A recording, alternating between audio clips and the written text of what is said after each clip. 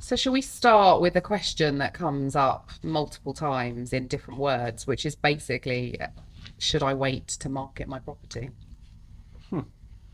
Wow, the question, right? So obviously we're sitting here filming this mid-November. I think there's a seasonality answer to that, which to me is always, would you market in December? I think generally the answer to that is no.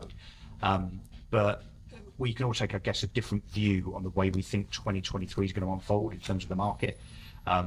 I'm maybe just a token optimist because I don't buy into all of this media negativity, this sensationalism, this hyperbole that next year we're going to see massive rises in interest rates that affect mortgages, house price crashes and so on. So my answer to that would be, look, why wait? And actually, if you look back over the last few years, all of the so-called experts that have told sellers and buyers to wait pre-Brexit, pre-pandemic, and then with the whole kind of spectre of the no deal Brexit thing which came up, if you'd waited as a buyer, particularly as a first-time buyer, in 2016-17 to buy your home based on that expert advice, you'd now be about 25% worse off. Yeah. So if you take the view as I do, that notwithstanding some ripples, there's always going to be ripples, but if you're buying, and you're not buying for 6 months, right? You're buying as a home, first of all, and you're buying something, hopefully that's going to be your home for 5 years or 10 years. Does it really matter if there's a little wobble in Q1, Q2, 2023? I don't think so. So I would say, look, don't wait. I was just going to say, just to draw on that though, Russell, I do agree with you, but I think that it comes back a little bit more simplified than that, in that you made some assumptions for obvious reasons to state your point about why somebody might be buying or why they might be moving.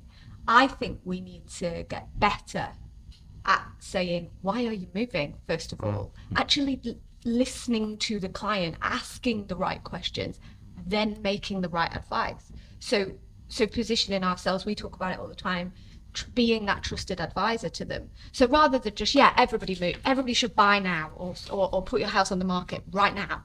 Well, actually, that might not be the right advice. And that could quite possibly be why, I think it was this morning, we found out that we're in the top 5 least trusted professions as estate agents again. Actually, let's ask the right questions. Let's properly listen to people. Then let's make the right advice for that person based on our professional knowledge and expertise. Yeah.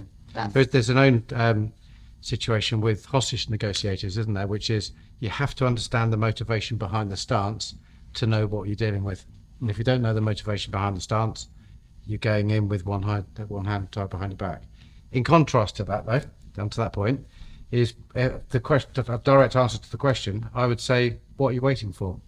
Because I think that everybody's obsessed in the UK about my house is worth this, my house is worth that. Back in the olden days, and some of us will remember that, it wasn't actually about price, it was about differentials. So what are you waiting for? So you could still understand the motivation behind the stance. And if it is, well, it's just a fear. It's just the poor sentiment based upon the rhetoric that we're hearing, which therefore goes into sentiment, which therefore goes into fear. Everything's relative.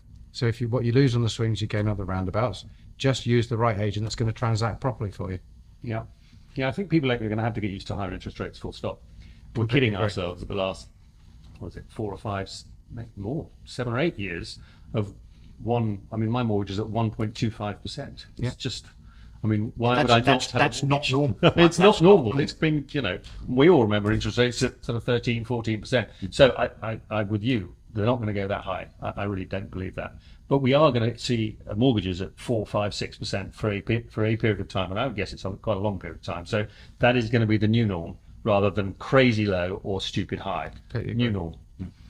I think also it's worth asking the question: are you asking that from the point of view of trying to get someone's house on the market because you're an estate agent, or are you just asking it from the point of view of should I sell my house? Because if I'm a member of the public, whether I should buy, say, Bitcoin or not, I'm probably not going to get the most unbiased view if I ask someone whose business is based around me buying Bitcoin. So, like Sarah said, it's not really a question for an estate agent to answer. Quite often in estate agents' content, I see them talking as an economist, but no one's listening to them as an economist. No. They're listening to them as an estate agent. Right. So it's kind of pointless. But they want advice, and the reason they want that advice is because the backdrop, as I said, is a very negative media. So I take the question as, let me paraphrase it, I've heard a load of stuff in the media about house prices dropping 30% next year and interest rates being 10%. Should I sell? Should I buy? Should I move? So my response is, do not listen to hyperbole and people that have perhaps just a PR agenda because it's the Bank of England or it's capital economics or whatever. So to me, it's a very simplistic answer, which is if you are taking a medium to long-term view about owning a property, do not wait. Yeah, but in the same sense, if you're saying don't listen to PR, aren't you giving them PR? I'm not saying that, I would never say that. Yeah. I mean, I'm saying don't believe the headlines necessarily because they're spun. So why, therefore, should somebody perhaps scrolling through social media believe an estate agent in the same vein as why should they believe the Right. headline? There's a very simple answer to that, and that's because an estate agent should know the market and also importantly know logic and data. Data is really important. So when the Times splashes a headline that says house prices will drop 30% in 2023, that's a real headline, by the way. The Times actually said it. It is you don't know if that's true or not because it's a forecast, it's not data, and it's bullshit, of course it is. That's the first one. That's not a swear We're off already. That's not a swear word. It wasn't you. So we're supposed It's a to substance. we're supposed to be the experts. No, I take the point. We as agents have a vested interest. We're biased, of course we are, but we should be able to back up our bias with transparent data that says house prices are not going to drop 30% next year because, and then have an answer. Oh, no, absolutely. I'm purely saying that like that's because we want to get the house on the market, and which is fine. There's no problem with that. Yeah. You know, the most of the people watching this video, I imagine, will be estate agents, and the most useful thing to them would be to know how to get more sales and more lets and that sort of stuff. So there's no problem with it. I'm just saying that we have to attack the question from the right angle. We're trying to find out how to get more revenue. Not everybody's. We're trying to find out, like Sarah said, well, should I sell it now? Is based around, I don't know, why have you called me here in the first place? Well, I think There's a presumption that they're going to sell, otherwise I wouldn't have called you, right? Sarah, it's a needs-based industry, isn't it? This is what we're saying. So if your people are trained, and by the way, training's a clue. There's not enough training in our industry. There's not enough people that want to be trained, and I think that's a cultural issue. But you don't make more sales by pushing people to make a decision that doesn't suit their needs. And as soon as people realise that, they'll run a much better business. Because at the end of the day, how often do you see buyer's remorse on the back of someone, or seller's remorse? They've listed the house, you've got it up and running, and they've just kind of lost the motivation because it doesn't suit their current circumstances. So I'm with you because I run a business, the Gigs Way, and it's not promoted, it is all about customer needs, not ours. You get the customer needs right, ours will look after that.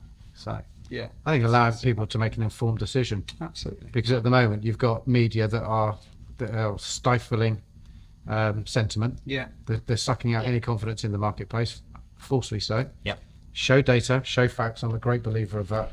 Historical data. Go and show them what happened in 2007 to the housing market, Yeah. and that it dropped 19% when the Western world was bankrupt. Do you really think it's going to drop 19% now off of the back of that? Let's go on to that. Do you mind me picking into this? Because I was talking to some of my team. I'm close to the front line, if you like, and I'm seeing vendors who are very happy to make decisions around changing their price strategy at the moment because they're getting no one. There's no inquiries. There's phones not ringing, and they are being guided somehow into what is going to get you from where you are now to your needs, which is to move to that house and maybe look at that differential. But even when the strategies are changing quite significantly, and I'm talking maybe in excess of 10% over the last 2 or 3 months, it's still not generating enough interest to decide if that's the right place, or have we not done enough to actually go and sell the property itself? Because there's 2 challenges here. One is, what have we conditioned in estate agencies, maybe since the inception of Rightmove back in 1999, which is, let's rely on Rightmove to sell houses, as opposed to, and we had a discussion with one of our guys, we're in the mess as well, which is, what have you actually done to sell it? So I'll put that out to the table. That's the huge question, and I totally agree with you. Rightmove has sucked loads of stuff out of estate agency and allowed people to become lazy phone answerers, Reactionary. total reaction. And the current market, the previous market in the last 2 years, which was a false economy due to pandemic and people not being able to do anything else, visit family. But I'll tell you what, you can go and have a look at that house. I mean, the irony behind the whole thing was crazy, but there was an influx of transactions. I don't know what the number was, but in 2020, 2021, it almost doubled. It was 40% up. So 2021 was 40% So higher. people, the challenge was answering the phone and booking people into the view, wasn't it? It was all the Well, same. I mean, and you've got to make a market. I mean, I've always said this: when the market goes up, you've got to make a market upwards, and the market goes down, you've got to make a market downwards. If you just sit there and say, "Woe is me, it's not selling," then you're not doing anyone a favour. You're losing money because you're spending money on marketing. You're losing staff because you don't pay them very much, only if they're successful. You're losing clients because you're not selling it. So you have to get stuck in and say, "I'm sorry, it's not that price. It's now that price. What do you want to do?" So if I could just without trying to kind of muddy the waters here, there's also a difference between the market dictating that house prices are dropping and buyers and sellers that, because of sentiment, because of the media, for whatever reason, people are simply putting their foot on the ball. So it's not that the housing market dropped, and actually there's no evidence of that. If you look at mortgage approvals, you look at transactions, which came out this week, HM Land Registry, and house prices, there is no reduction. There really is not, right? Again, back to the data point. So at the moment, I think we're in a But is place that data where people are updated? worried. People are worried, and therefore sentiment is negative. So they're just hesitating. That doesn't mean that their house price has dropped 10%. In other words, back to my point, do you sell now? Do you wait 2 or 3 months for the good news, the green shoots to start coming back? I think yes. I think it'll be longer than 2 or 3 months. Well, I think you're right. It's probably 6 to 12 months before any level up. Love all your opinions on this. What do you think in that context? Because how can business owners survive? Small, I'm going off from frontliners onto people that run the businesses, because I'm one of those where you go, your business is about fees coming in. Volume. So what is the question now? Go on. No, I'm asking you. You were about to ask a question, but you didn't ask it. How are they business owners going to You survive? can't wait 6 months, can you, to run a business and just go, do you know what? Just give it 6 months. No. Come back in 6 months. No, you have to do something now. Let's Right. What are you waiting for? I'll keep on asking the question. But I'm seeing To a prices. business I am genuinely. Next to a household. But I'm seeing genuine reasons for people needing to move at the moment, and that's who's in the market right now. So we know that in 2007, transactional volume went down from 1.6 the year before to 700,000 transactions. For me, history shows that the baseline of people that must move is 700,000.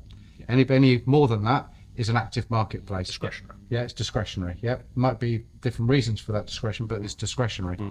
I don't, and again, it's an opinion. I don't see it getting anywhere near to that level. I think that we may see a 10 or 15% reduction, but that's still So a what will that healthy be? number. What will that be next year? 'Cause how much is it? 1.2 this Yeah, year? 1.2. I see So you think 1.1? 950 to a million. Okay. Personally. So it's still a pretty good market. If you, again, Rightmove issued results last week, which said that activity, fun activity, because you were asking the question, is that historical? They said that October year-on-year comparisons are 20% down, but still 4% up on 2019. Pre-pandemic, it's normal. So it's still I normal. see us approaching 2019. That's what we're not. But that's the real comparison year, right? Not Yeah. the pandemic stuff yeah. where we had stamp duty In terms for of those that. and so on. Yeah, but so we are both in terms of rates, to Peter's point earlier, and in terms of volume. We are entering a normal Correct. market. Can I ask Sarah though, because we talked about different areas of the country. Can you give us a perspective, maybe in that area, further up north, about prices? Which area is that? Anywhere but London. Over there.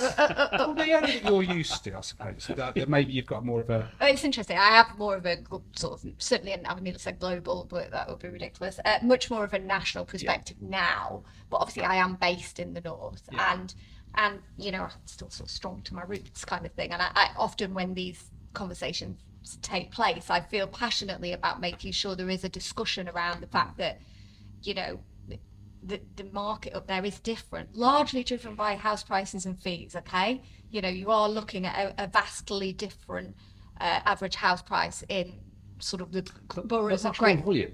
Much more volume. Yeah. higher volume in a normal market. I would say perhaps not from what we've just come out of 21, 22. The house prices in the regions over the last 2 years have out accelerated the southeast and London as Yeah. well. For sure, yeah. But they're still way absolutely. But they are still way They're always behind. going to be. Yeah, they're always Yeah, going to be. they are. But the gap, the north-south gap has narrowed. Correct. For sure. It has. For sure. But that still doesn't take away the fact that, you know, if you're charging 0.75% on a For 150 grand. Yeah, no, absolutely. it makes it very difficult. You have to do a lot of volume. So why do you have to charge 0.75? You They're absolutely already. should not be doing, which is why I can't.